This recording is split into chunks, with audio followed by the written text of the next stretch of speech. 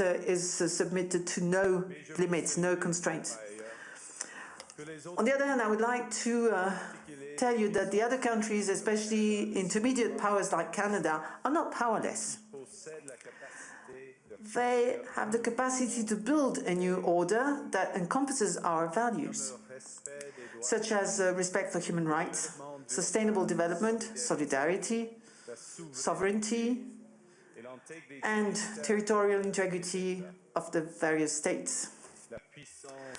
The power of the less power starts with honesty. It seems that every day we're reminded that we live in an era of great power rivalry, that the rules-based order is fading, that the strong can do what they can and the weak must suffer what they must.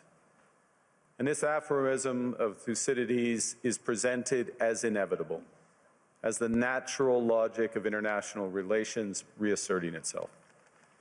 And faced with this logic, there is a strong tendency for countries to go along to get along, to accommodate, to avoid trouble, to hope that compliance will buy safety. Well, it won't. So what are our options? In 1978, the Czech dissident Václav Havel, later president, wrote an essay called The Power of the Powerless. And in it, he asked a simple question: how did the communist system sustain itself? And his answer began with the greengrocer. Every morning, this shopkeeper places a sign in his window: "Workers of the world unite." He doesn't believe it. No one does. But he places the sign anyway to avoid trouble, to signal compliance, to get along. And because every shopkeeper on every street does the same, the system persists. Not through violence alone, but through the participation of ordinary people in rituals they privately know to be false. Havel called this living within a lie. The system's power comes not from its truth, but from everyone's willingness to perform as if it were true. And its fragility comes from the same source. When even one person stops performing, when the greengrocer removes his sign, the illusion begins to crack.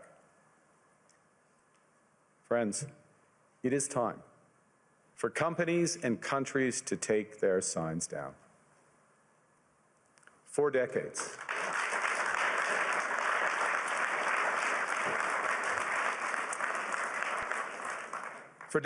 countries like Canada prospered under what we called the rules-based international order. We joined its institutions, we praised its principles, we benefited from its predictability. And because of that, we could pursue values-based foreign policies under its protection. We knew the story of the international rules-based order was partially false, that the strongest would exempt themselves when convenient, that trade rules were enforced asymmetrically. And we knew that international law applied with varying rigor depending on the identity of the accused or the victim. This fiction was useful. And American hegemony in particular helped provide public goods, open sea lanes, a stable financial system, collective security, and support for frameworks for resolving disputes. So we placed the sign in the window. We participated in the rituals, and we largely avoided calling out the gaps between rhetoric and reality. This bargain no longer works. Let me be direct. We are in the midst of a rupture, not a transition. Over the past 2 decades, a series of crises in finance, health, energy, and geopolitics have laid bare the risks of extreme global integration. But more recently, great powers have begun using economic integration as weapons. Tariffs as leverage, financial infrastructure as coercion, supply chains as vulnerabilities to be exploited. You cannot live within the lie of mutual benefit through integration when integration becomes the source of your subordination. The multilateral institutions on which the middle powers have relied, the WTO, the UN, the COP, The architecture, the very architecture of collective problem solving are under threat. And as a result, many countries are drawing the same conclusions, that they must develop greater strategic autonomy in energy, food, critical minerals, in finance, and supply chains. And this impulse is understandable. A country that can't feed itself, fuel itself, or defend itself has few options. When the rules no longer protect you, you must protect yourself. But let's be clear-eyed about where this leads. A world of fortresses will be poorer, more fragile, and less sustainable.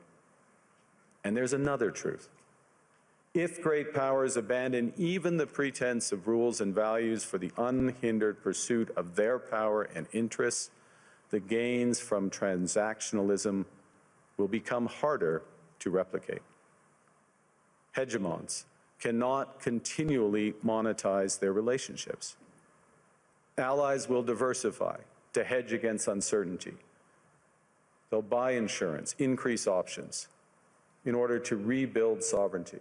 Sovereignty that was once grounded in rules but will increasingly be anchored in the ability to withstand pressure.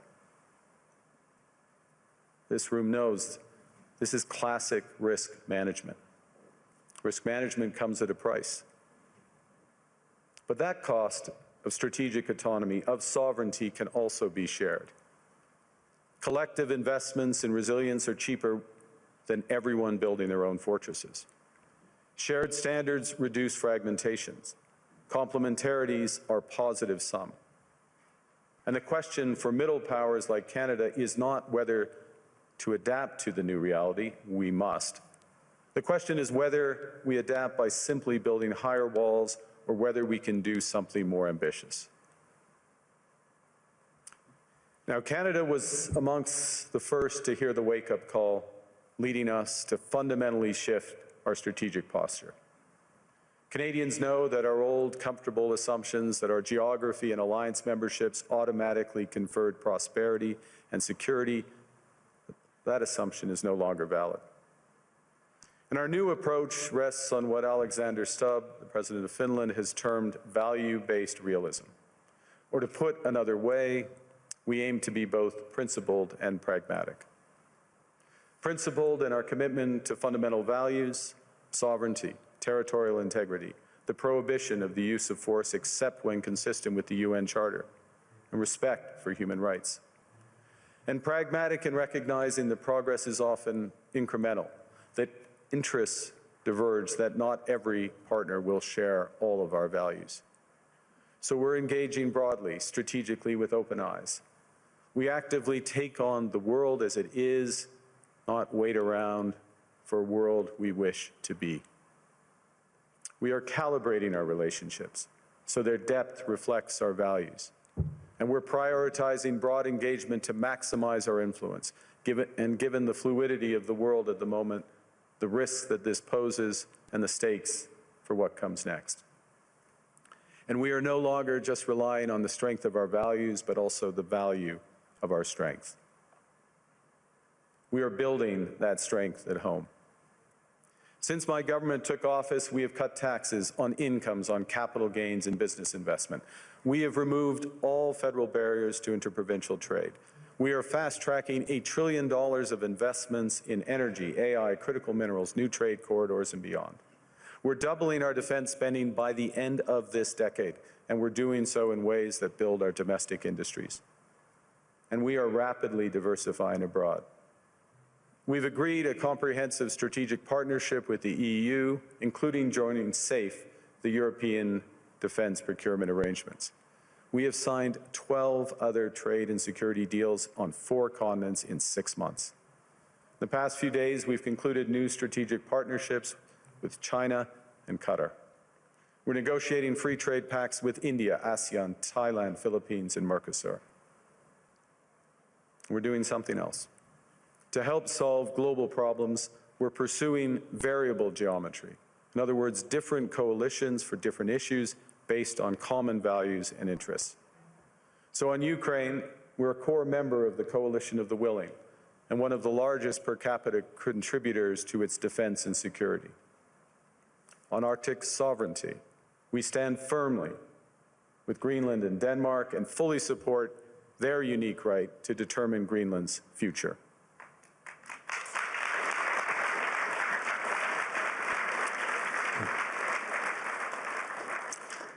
Our commitment to NATO's Article 5 is unwavering. So we're working with our NATO allies, including the Nordic-Baltic Gate, to further secure the alliance's northern and western flanks, including through Canada's unprecedented investments in over-the-horizon radar, in submarines, in aircraft, and boots on the ground, boots on the ice. Canada strongly opposes tariffs over Greenland and calls for focused talks to achieve our shared objectives of security and prosperity in the Arctic. On plurilateral trade, we're championing efforts to build a bridge between the Trans-Pacific Partnership and the European Union, which would create a new trading bloc of 1.5 billion people. On critical minerals, we're forming buyers' clubs anchored in the G7 so that the world can diversify away from concentrated supply. And on AI, we're cooperating with like-minded democracies to ensure that we won't ultimately be forced to choose between hegemons and hyperscalers. This is not naive multilateralism, nor is it relying on their institutions. It's building coalitions that work, issues by issue, with partners who share enough common ground to act together. In some cases, this will be the vast majority of nations. What it's doing is creating a dense web of connections across trade, investment, culture, on which we can draw for future challenges and opportunities. I argue the middle powers must act together because if we're not at the table, we're on the menu. But I'd also say that great powers can afford for now to go it alone. They have the market size, the military capacity, and the leverage to dictate terms. Middle powers do not. But when we only negotiate bilaterally with a hegemon, we negotiate from weakness. We accept what's offered. We compete with each other to be the most accommodating. This is not sovereignty. It's the performance of sovereignty while accepting subordination. In a world of great power rivalry, the countries in between have a choice: compete with each other for favor, or to combine to create a third path with impact.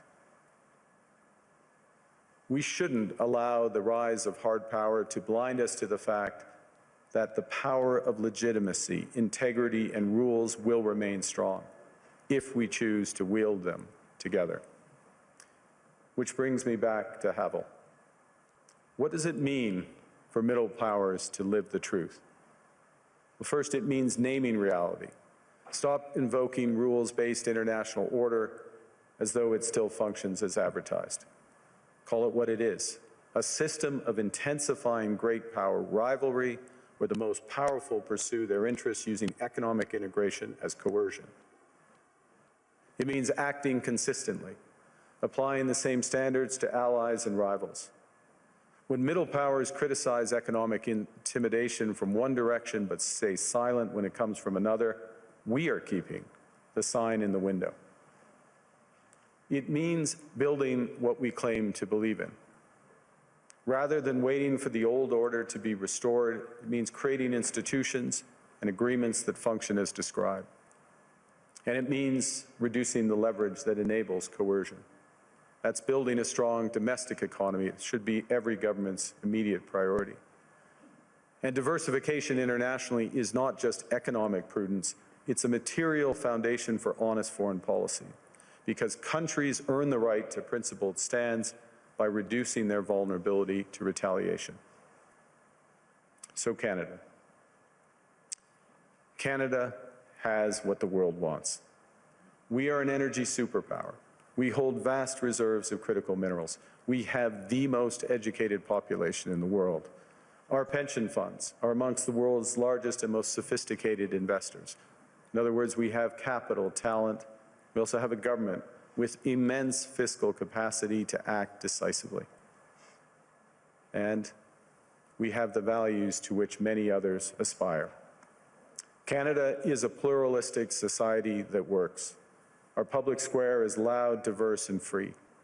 Canadians remain committed to sustainability. We are a stable and reliable partner in a world that is anything but. A partner that builds and values relationships for the long term. And we have something else. We have a recognition of what's happening and a determination to act accordingly. We understand that this rupture calls for more than adaptation. It calls for honesty about the world as it is. We are taking the sign out of the window. We know the old order is not coming back. We shouldn't mourn it. Nostalgia is not a strategy. But we believe that from the fracture, we can build something bigger, better, stronger, more just. This is the task of the middle powers. The countries that have the most to lose from a world of fortresses and the most to gain from genuine cooperation. The powerful have their power. But we have something too. The capacity to stop pretending, to name reality, to build our strength at home, and to act together. That is Canada's path. We choose it openly and confidently, and it is a path wide open to any country willing to take it with us. Thank you very much.